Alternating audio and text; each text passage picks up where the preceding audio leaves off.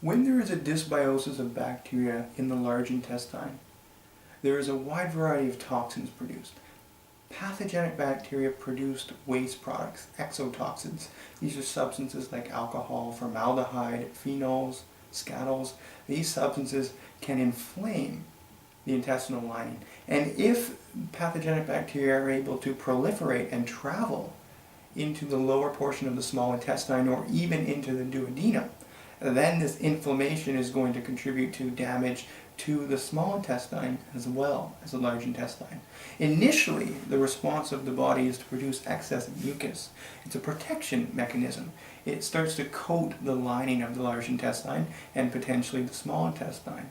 This protects the lining from further damage. If there is a consistent imbalance of bacteria and these waste products are starting to irritate the lining, inflammation can ensue.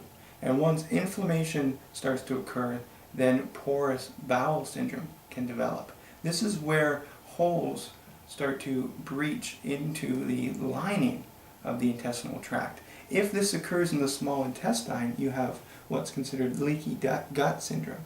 This is going to interfere with the natural production of brush border enzymes by villi.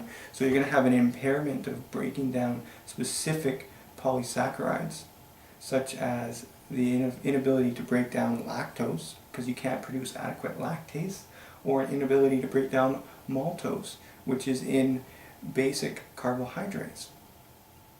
There can be an inability to break down sucrose, because sucrase is required for that, and that is secreted by these villi as well. So when there is an imbalance here, there is going to be further imbalance in the digestion of food. Therefore, you're not going to assimilate nutrients as well, and these foods are actually going to then begin feeding bad bacteria. So it creates a horrible, vicious cycle that can continue for years. If this does continue, toxins can start to spill directly into the bloodstream. And when that happens, the liver can usually deal with it.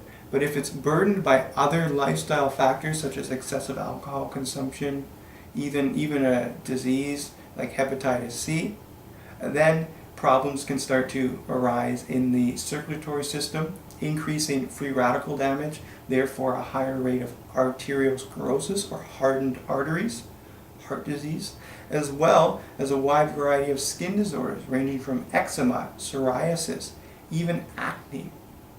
Colon health is paramount for overall health and well-being in our bodies. And if we don't digest our food properly, other microbes will.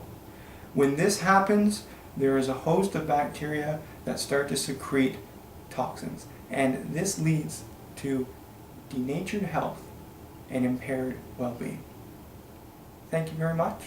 Have a wonderful day.